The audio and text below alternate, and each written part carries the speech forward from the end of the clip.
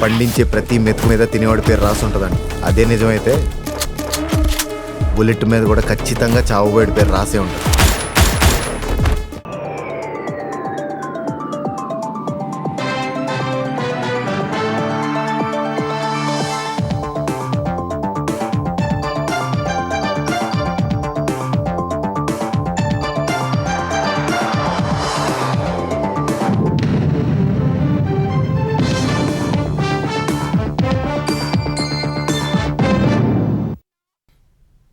నమస్కారం, ఈటీవీ న్యూస్కు స్వాగతం. ముందుగా ముఖ్య అంశాలు.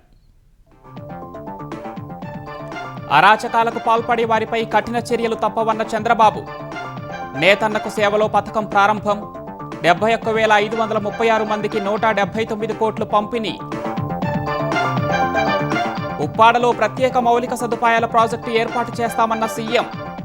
మంగళగిరిలో హ్యాండ్లూమ్ పార్కు నెలకొల్పనున్నట్టు ప్రకటన.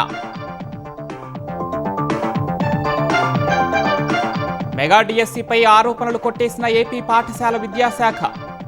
అక్టోబర్లో మళ్లీ నోటిఫికేషన్, డిసెంబర్లో పరీక్షలు నిర్వహిస్తామని వెల్లడి. ప్రభుత్వ ఆదాయం పెంపుపై సీఎం రేవంత్ రెడ్డి విస్తృత సంప్రదింపులు. ప్రముఖ ఆర్థికవేత్త అరవింద్ సుబ్రహ్మణ్యంతో భేటీ, రాబడి మార్గాలపై చర్చ. వర్షాల కోసం వరుణయాగం నిర్వహించాలని తెలంగాణ సర్కార్ నిర్ణయం. ఈ నెల 10న నాగార్జున సాగర్లో జరపనున్నట్టు ప్రకటన. తెలంగాణలో పార్టీ బలోపేతంపై రాష్ట్ర నేతలతో బీజేపీ అధినేత నితిన్ నవీన్ భేటీ. కాంగ్రెస్ ప్రభుత్వంపై పోరు ఉధృతం చేయాలని మార్గనిర్దేశం. నీట్ పేపర్ లీకేజీ కేసులో ఛార్జిషీట్ వేసిన సీబీఐ. 13 మందిపై అభియోగాలు. ప్రధాన నిందితుల్లో ఎన్టీఏకు చెందిన 3 సబ్జెక్టు నిపుణులు. బర్త్ రైట్ సిటిజన్షిప్ను పరిమితం చేసే ఉత్తర్వులపై ట్రంప్ సంతకాలు. అమెరికాలో పుట్టిన వారికి స్వయంచాలక పౌరసత్వం దక్కకుండా చర్యలు.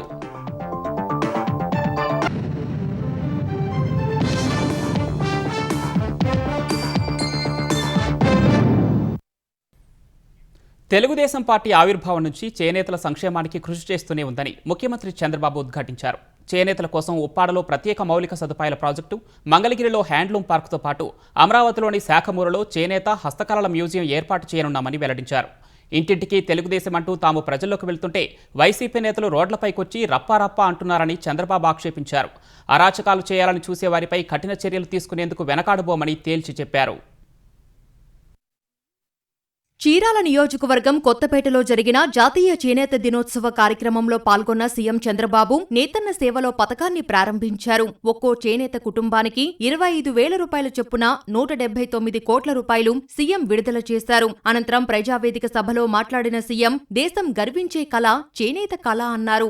ఆ కళను ప్రోత్సహిస్తూనే చేనేత కార్మికుల జీవితాలను మెరుగుపరచడానికి కృషి చేస్తామని తెలిపారు. 50 ఏళ్లు నిండిన 85,000 మంది చేనేతలకు 4,000 రూపాయల పింఛనిస్తున్నామని చెప్పారు. విద్యుత్ రాయితీ సహా చేనేతలకు ఇచ్చిన హామీలన్నీ నిలబెట్టుకున్నామని వెల్లడించారు. 2.5 లక్షల రూపాయలతో ఆరోగ్య బీమా అమలు చేస్తామని సీఎం వివరించారు. 71,636 కుటుంబాలకు లాభం కలుగుతుంది. 25,000 రూపాయలు చొప్పునిస్తున్నాం. 179 కోట్ల రూపాయలు ఈ కార్యక్రమం కింద మీకు అందించే పరిస్థితికి వచ్చాం. 200 రూపాయలు హ్యాండ్లూమ్ కి, 500 యూనిట్లు పవర్ లూమ్ కి సబ్సిడీ ఇస్తా అన్నాం. చెప్పిన మాట నిలబెట్టుకున్నాం.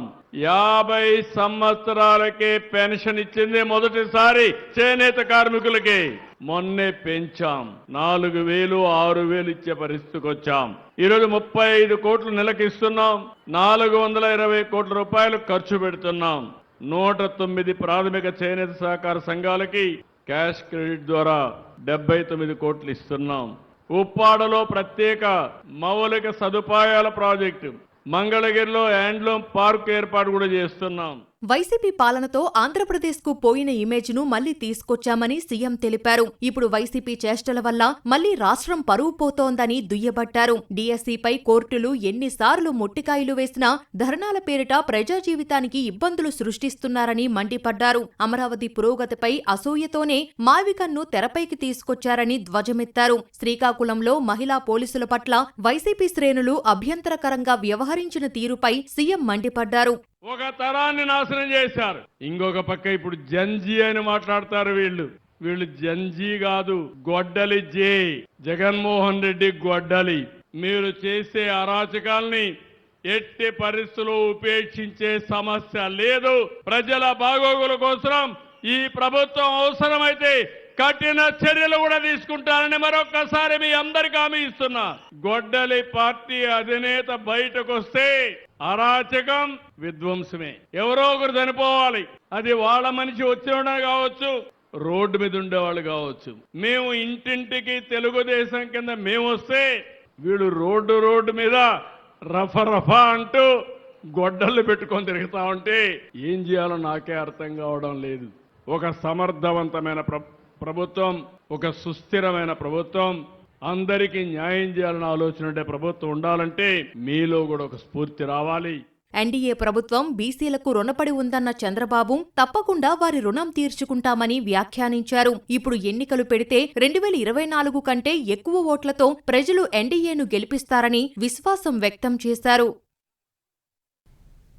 బాపట్ల జిల్లా పర్యటనలో చంద్రబాబు ఓ వృద్ధురాలి చిరకాల కోరికను తీర్చారు. సోషల్ మీడియాలో సీఎంను కలిసి ఫోటో దిగాలన్న ఆకాంక్ష వ్యక్తం చేసిన చీరాలకు చెందిన పుష్పావతి అనే బామ్మను కలిశారు. ఆ వృద్ధురాలిని ప్రత్యేకంగా పిలిపించుకొని ఎంతో ఆప్యాయంగా పలకరించారు. ఆమెతో ఫోటో దిగారు. మరోవైపు మగ్గంపై ఎంతో నైపుణ్యంతో చంద్రబాబు చిత్రపటాన్ని వస్త్రంపై నేసిన శ్రీకాకుళం జిల్లా ఎచ్చర్లకు చెందిన చేనేత దంపతులు నాగేశ్వరరావు, లక్ష్మీలను సీఎం ప్రత్యేకంగా అభినందించారు. ఈ పర్యటనలో ఈపురుపాలెనికి చెందిన మురగపాటి నాగరాజు చిన్న మగ్గాన్ని చంద్రబాబుకు బహూకరించారు. మెగా డిఎస్సి 2025 నిర్వహణపై సామాజిక మాధ్యమాల్లో జరుగుతోన్న అసత్య ప్రచారాలు, ఆరోపణలను అభ్యర్థులెవరూ నమ్మొద్దని ఆంధ్రప్రదేశ్ విద్యాశాఖ స్పష్టం చేసింది. డిఎస్సి నిర్వహణపై వస్తున్న ఆరోపణలపై వివరణ ఇచ్చిన అధికారులు సోషల్ మీడియాలో ప్రచారంలో ఉన్న సంతోషి పార్వతి, వివివి భాస్కర్ అనే అభ్యర్థుల ఎంపిక ప్రక్రియ పూర్తిగా నిబంధనల ప్రకారమే జరిగిందని వెల్లడించారు.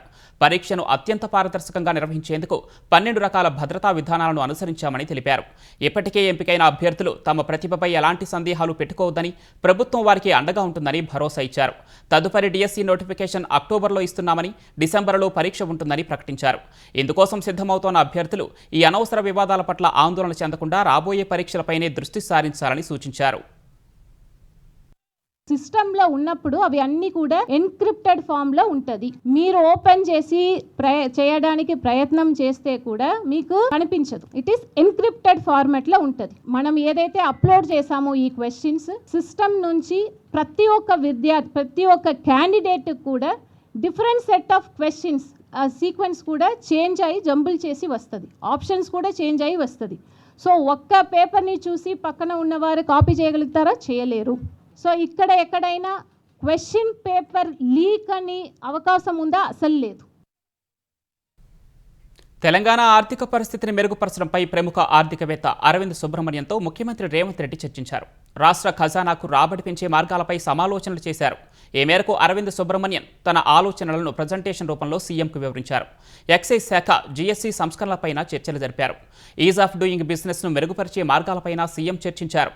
ఈ సమావేశంలో ప్రధాన కార్యదర్శి సంజయ్ జాజు సహా ఉన్నతాధికారులు పాల్గొన్నారు. తెలంగాణలో వర్షాలు సమృద్ధిగా కురిసి రైతాంగం సుభిక్షంగా ఉండాలని కాంక్షిస్తూ ఈ నెల 10న వరుణయాగం నిర్వహించాలని ముఖ్యమంత్రి రేవంత్ రెడ్డి నిర్ణయించారు. నాగార్జున సాగర్ డ్యాం తీరంలోని విజయవిహార్ ప్రాంగణంలో యాగం నిర్వహిస్తారు. నీటిపారుదల శాఖ మంత్రి ఉత్తమ్ కుమార్ రెడ్డి సారథ్యంలో, దేవాదాయ శాఖ ఆధ్వర్యంలో యాదగిరిగుట్ట దేవస్థానం అర్చకులు, వేద పండితులు ఖరారు చేసిన ముహూర్తం ప్రకారం యాగ క్రతువులు నిర్వహించనున్నారు. ఈ నెల 10న సాయంత్రం జరిగే మహత్తర పూర్ణాహుతి కార్యక్రమంలో సీఎం పాల్గొంటారని యాదాద్రి ధర్మకర్తల మండలి చైర్మన్ మన్నె సత్యనారాయణ రెడ్డి తెలిపారు. కృష్ణా, గోదావరి నదులు, రిజర్వాయర్లు, చెరువులు జలకల సంతరించుకోవాలని, పాడి పంటలు బాగా పండాలని సంకల్పంతో సీఎం ప్రత్యేక పూజలు చేయనున్నట్లు ఆయన వెల్లడించారు. ప్రైవేటు పాఠశాలల ఫీజుల వ్యవహారంలో పారదర్శకత తీసుకురావడానికి తెలంగాణ ప్రభుత్వం కీలక నిర్ణయం తీసుకుంది. 2026-27 విద్యా సంవత్సరానికి సంబంధించిన తరగతుల వారి ఫీజుల వివరాలను ప్రతి ప్రైవేటు పాఠశాల నోటీస్ బోర్డులో ప్రదర్శించాలని ఆదేశించింది. ఇదే సమయంలో పాఠశాల వెబ్సైట్ సహా పాఠశాల విద్యాశాఖ పోర్టళ్లలో తప్పనిసరి అప్లోడ్ చేయాలని పాఠశాల విద్యాశాఖ ఆదేశాలు జారీ చేసింది. ఫీజులను ఎలా నిర్ణయించాలనే అంశాలపై పాఠశాల గవర్నింగ్ బాడీ సభ్యుల సంతకాలతో కూడిన డాక్యుమెంట్లను కూడా పోర్టల్లో పొందుపరచాలని స్పష్టం చేసింది. ఫీజు వివరాలను డిస్ప్లే చేయని పాఠశాలలకు షోకాజ్ నోటీసులు జారీ చేసి నిబంధనల ప్రకారం చర్యలు తీసుకోవాలని జిల్లా విద్యాశాఖ అధికారులకు సూచించింది. ఇలా ప్రదర్శిస్తే ప్రైవేటు పాఠశాలల ఫీజుల విషయంలో తల్లిదండ్రులకు స్పష్టత, పారదర్శకత పెరుగుతుందని తెలంగాణ పాఠశాల విద్యాశాఖ అభిప్రాయపడింది. త్వరలో తెలంగాణ శాసనసభ, శాసన మండలిలో పూర్తిస్థాయి డిజిటల్ సేవలు అందుబాటులోకి తెస్తామని ఐటీ శాఖ మంత్రి శ్రీధర్ బాబు తెలిపారు. వృద్ధులు, దివ్యాంగులకు ఇంటి వద్దే పౌర సేవలు అందించేందుకు చర్యలు తీసుకుంటామని ఆయన తెలిపారు.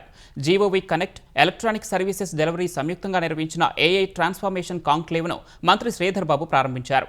త్వరలో బ్లాక్ చైన్ ఆధారిత సర్టిఫికేట్ సేవలు ప్రారంభిస్తామని, డిజిటల్ ఆఫీస్ ప్రాజెక్టు ద్వారా పేపర్లెస్ గవర్నెన్స్కు పెద్దపీట వేస్తామని మంత్రి తెలిపారు. టీ ఫైబర్ ద్వారా 80 లక్షలకు పైగా గ్రామీణ కుటుంబాలకు డిజిటల్ కనెక్షన్లు అందించడమే లక్ష్యమని చెప్పారు. 20కి పైగా ప్రభుత్వ శాఖలను ఒకే తాటిపైకి తెచ్చేలా real time government dashboard ఏర్పాటు చేస్తామని శ్రీధర్ బాబు తెలిపారు. తెలంగాణలో అన్ని రకాలుగా విఫలమైన కాంగ్రెస్ ప్రభుత్వంపై పోరాటం తీవ్రతరం చేయాలని అధిష్టానం ఆదేశించినట్లు బీజేపీ నేతలు తెలిపారు. తెలంగాణ రాజకీయాలు, భవిష్యత్తు కార్యాచరణపై బీజేపీ జాతీయ అధ్యక్షుడు నితిన్ నబీన్ ఢిల్లీలో సమీక్షించారు. ఈ భేటీలో బీజేపీ తెలంగాణ అధ్యక్షుడు రామచంద్రరావు, కేంద్ర మంత్రులు కిషన్ రెడ్డి, బండి సంజయ్, పార్టీ ఎంపీలు పాల్గొన్నారు. బెంగాల్ తరహాలో తెలంగాణలోనూ అధికారం సాధించడమే లక్ష్యంగా కార్యాచరణ సిద్ధం చేస్తున్నామని రామచంద్రరావు తెలిపారు. జనసేనతో సహా ఏ పార్టీతోనూ పొత్తు ఉండబోదని స్పష్టం చేశారు. పార్టీలో నేతల మధ్య విభేదాలు లేవని, భేదాభిప్రాయాలు మాత్రమే ఉన్నాయన్నారు. కలిసికట్టుగా రేవంత్ రెడ్డిపై సర్కార్ పోరాటం చేయాలని నితిన్ నబీన్ నిర్దేశించినట్లు తెలిపారు. కీలక నేతలు తమ పార్టీలో చేరేందుకు సమయం కోసం వేచి చూస్తున్నారని చెప్పారు. మెయిన్గా ఈ ప్రభుత్వం వ్యతిరేకంగా పోరాటం అనేక రంగాల్లో అవినీతి జరుగుతూ ఉంది. ఆ అవినీతి కూడా బయట పెట్టేటటువంటి ఈ యొక్క పోరాటాలు ముందుగా మా రోడ్ మ్యాప్ ఉంటుంది. మాకు పోరాటాలే రోడ్ మ్యాప్ అని చెప్పేసి కూడా నితిన్ నబీన్ గారు స్పష్టంగా చెప్తుంది. మేము ఏ పార్టీతోని మేము పొత్తు పెట్టుకోము. బీజేపీ ఒంటరిగా పోటీ చేస్తుంది. జనసేన గానే ఇంకే పార్టీ కానీ జాతీయ పార్టీ కాబట్టి అది ఎన్డీఏలో భాగం కాబట్టి అది జాతీయ స్థాయిలో ఆ రెండు పార్టీ గురించి నిర్ణయిస్తారు. కానీ మాకు ఎటువంటి పార్టీతోని తెలంగాణలో పొత్తు ఉండదు అది స్పష్టం చేస్తా ఉన్నాం. తెలంగాణలో ప్రతి ఇంటికి స్వచ్ఛమైన తాగునీటిని అందించాలనే లక్ష్యంతో కేసీఆర్ ప్రారంభించిన మిషన్ భగీరథ కాంగ్రెస్ ప్రభుత్వ నిర్లక్ష్యంతో నిర్వీర్యమవుతోందని మాజీ మంత్రి హరీష్ రావు ఆరోపించారు. మిషన్ భగీరథకు 10 ఏళ్లు పూర్తయిన సందర్భంగా ఎక్స్ వేదికగా స్పందించిన ఆయన దూరదృష్టితో నాడు ప్రారంభించిన పథకం దేశానికే ఆదర్శంగా నిలిచిందన్నారు. గోదావరి, కృష్ణానదుల నుంచి ఉపరితల జలాలను సేకరించి శుద్ధి చేసి భారీ పైప్లైన్ల ద్వారా గ్రామాలు, పట్టణాలు, మారుమూల ప్రాంతాలకు తరలించి ఇంటింటికి తాగునీరు అందించే వ్యవస్థను ఏర్పాటు చేసినట్లు హరీష్ గుర్తు చేశారు. కేంద్ర ప్రభుత్వం అమలు చేసిన హర్ఘర్ జల్ పథకానికి కూడా మిషన్ భగీరథే స్ఫూర్తిగా నిలిచిందని వ్యాఖ్యానించారు. అయితే నేడు మిషన్ భగీరథను సమర్థంగా నిర్వహించడంలో ప్రస్తుత ప్రభుత్వం విఫలమైందని హరీష్ ఆరోపించారు. రాజకీయ కక్షల కారణంగా ప్రజలకు ఉపయోగపడే పథకాలను నిర్లక్ష్యం చేయటం తగదని హితవు పలికారు. దేశవ్యాప్తంగా సంచలనం సృష్టించి విద్యాశాఖ మంత్రి ధర్మేంద్ర ప్రధాన్ రాజీనామాకు దారితీసిన నీట్ యూజీ 2026 పేపర్ లీక్ కేసులో విస్తుపోయే నిజాలు వెలుగులోకొచ్చాయి. ఢిల్లీలోని రౌస్ ఎవెన్యూ కోర్టులో 13 మంది నిందితులపై అభియోగాలు మోపుతూ సీబీఐ ఛార్జ్షీట్ దాఖలు చేసింది. ఎన్టీఏకి చెందిన 3 సబ్జెక్ట్ నిపుణులు పివి కులకర్ణి, మనీషా మాంధారే, మనీషా హవాల్దార్లను ప్రధాన నిందితులుగా పేర్కొంది. ఇందులో Kulkarni chemistry, Manisha botany, Manisha physics నిపుణులని సీబీఐ తెలిపింది. ప్రశ్నలను చీటీల్లో రాసుకోవటం, ఎన్సీఈఆర్టీ పుస్తకాల్లోని పారాగ్రాఫ్లను మార్క్ చేసినట్లు గుర్తించారు. సులభమైన ప్రశ్నలను బట్టి పట్టగా మిగిలిన వాటిని పేపర్లపై రాసుకునేవారని సీబీఐ తన ఛార్జ్షీట్లో వివరించింది. కులకర్ణి వద్ద కోచింగ్ తీసుకున్న విద్యార్థులు, దళారుల బయోమెట్రిక్ వివరాలను అధికారులు గుర్తించారు. Call data records, phone location ఆధారంగా పరీక్షకు ముందే వారు పుణేలో ఉన్నట్లు నిర్ధారించారు. ఆర్థిక లాభం పొందడం సహా పలు కోచింగ్ సెంటర్ల సక్సెస్ రేటు పెంచాలనే ఉద్దేశంతో నిందితులు ఈ లీక్కు పాల్పడినట్లు సీబీఐ ఛార్జ్షీట్లో తెలిపింది. ప్రైవేట్ కోచింగ్ సెషన్లలో విద్యార్థులతో రాయించిన నోట్స్ను స్వాధీనం చేసుకుంది. ఆ నోట్స్కు నీట్ ప్రశ్నాపత్రాలకు మధ్య ఏకంగా 85% సరిపోయినట్టు ఢిల్లీ యూనివర్సిటీ నిపుణుల కమిటీ నిర్ధారించిన విషయాన్ని సీబీఐ వివరించింది. ఉమ్మడి జలాశయాల్లో అందుబాటులో ఉన్న నీరు తెలంగాణ, ఆంధ్రప్రదేశ్ అవసరాలపై చర్చించేందుకు ఈ నెల 13న కృష్ణా యాజమాన్య బోర్డు త్రిసభ్య కమిటీ సమావేశం కానుంది. ఈ మేరకు కేఆర్ఎంబీ సభ్య కార్యదర్శి సతీష్ కాంబోజు 2 రాష్ట్రాలకు లేఖ రాశారు. హైదరాబాద్ జలసౌధిలో జరగనున్న ఆ భేటీలో బోర్డు సభ్య కార్యదర్శి, తెలుగు రాష్ట్రాల ఇంజనీరింగ్ చీఫ్లు పాల్గొంటారు. కృష్ణానదిపై ఉన్న ఉమ్మడి జలాశయాలైన శ్రీశైలం, నాగార్జున సాగర్లో అందుబాటులో ఉన్న నీరు 2 రాష్ట్రాల అవసరాలపై సమావేశంలో చర్చించి ఓ నిర్ణయానికి రానున్నారు. కృష్ణా పరివాహకంలోని ప్రాజెక్టుల్లో నీళ్లు ఉన్నా రైతులకు సాగునీరు విడుదల చేయకుండా కాంగ్రెస్ ప్రభుత్వం నిర్లక్ష్యంగా వ్యవహరిస్తోందని మాజీ మంత్రి నిరంజన్ రెడ్డి ఆరోపించారు.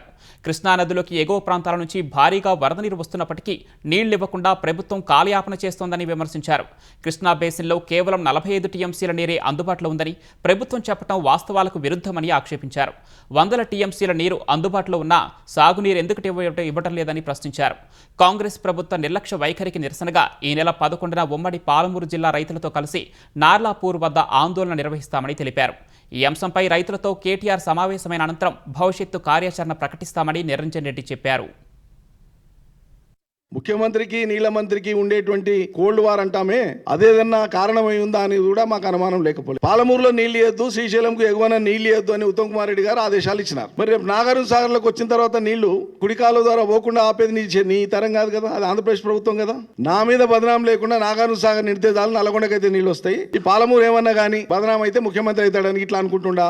పాలమూరుకు నీళ్లు ఇవ్వకుండా నేను ఎండబెడితేనే శభాష్ అని చంద్రబాబు నాయుడు అంటాడని రేవంత్ రెడ్డి అనుకుంటుండా తెలుస్తలేదు. ఏం పాలమూరు బిడ్డ బాబు, ఒక పాలమూరు బిడ్డ, ఒక ఆయన పాలమూరు అల్లుడు, ఇద్దరు శని పట్టిండ్రు మీరు మాకు. కృష్ణా పరివాహకంలోని ప్రాజెక్టుల నుంచి నీటి విడుదల కొనసాగుతుంటే కూడా బీఆర్ఎస్ నేతలు దుష్ప్రచారం చేస్తున్నారని మంత్రి జూపల్లి కృష్ణారావు అన్నారు. భీమా, నెట్టెంపాడు, కోయిల్ సాగర్ ప్రాజెక్టులకు నీటి ఎత్తిపోతలు జరుగుతోందని తెలిపారు. ఉమ్మడి పాలమూరు జిల్లాకు సాగునీరు ఇవ్వటం లేదనేది అవాస్తవమన్నారు. పాలమూరు జిల్లాలోని ప్రాజెక్టుల గురించి మాట్లాడే అర్హత బీఆర్ఎస్ నేతలకు లేదని జూపల్లి వ్యాఖ్యానించారు. మోటార్ నడుస్తున్నాయి, రిజర్వాయర్ నింపుతా ఉన్నాం, కాలువలు వదులుతా ఉన్నాం, ఇలా అవన్నీ కూడా నడుస్తున్నాయి. వాటర్ రిలీజ్ అయ్యింది, మరి నీకు కిందికి మీకు నీళ్లు రాగానే వీటన్నిటి ఒడిచిపట్టే కార్యక్రమం చేసి రైతులను ఆదుకునే కార్యక్రమం ఒకవైపున చేస్తా ఉంటే మళ్ళీ వీళ్ళు తగుదనమ్మా అనుకుంటూ బోగస్ మాటలు మాట్లాడుకుంటూ రేవంత్ రెడ్డి పాలమూరు బిడ్డ అల్లుడు కలిసి పాలమూరు రైతుల నీళ్లు ఇస్తలేరని మాట్లాడితే రాజకీయ పబ్బం కోసం మాట్లాడే మాటలు. ఈ నెలాఖరు కల్లా వెలిగొండ ప్రాజెక్టుకు కృష్ణా జలాలు తరలిస్తామని ఆంధ్రప్రదేశ్ జలవనరుల శాఖ మంత్రి నిమ్మల రామానాయుడు స్పష్టం చేశారు. అందుకు తగిన చర్యలు తీసుకోవాలని, అవసరమైన చెక్ మెమోను సిద్ధం చేయాలని అధికారులను ఆదేశించారు. వెలిగొండ ప్రాజెక్టు పనుల పురోగతిపై ఇరిగేషన్ శాఖ ఉన్నతాధికారులు, ఏజెన్సీ ప్రతినిధులతో వీడియో కాన్ఫరెన్స్ ద్వారా మంత్రి సమీక్షించారు. నీటి బల్లింపునకు కావాల్సిన టన్నెల్స్ పనులు దాదాపు పూర్తయ్యాయని, మిగిలిన వాటిని మరో 10 రోజుల్లో పూర్తవుతాయని పేర్కొన్నారు. వెలిగొండ నిర్వాసితులైన మరో 2863 కుటుంబాలకు ఈ వారంలో 353 కోట్లు చెల్లిస్తున్నామన్నారు. మిగిలిన 1898 కుటుంబాలకు ఈ నెలాఖరులోగా 210 కోట్లు ఇస్తామన్నారు.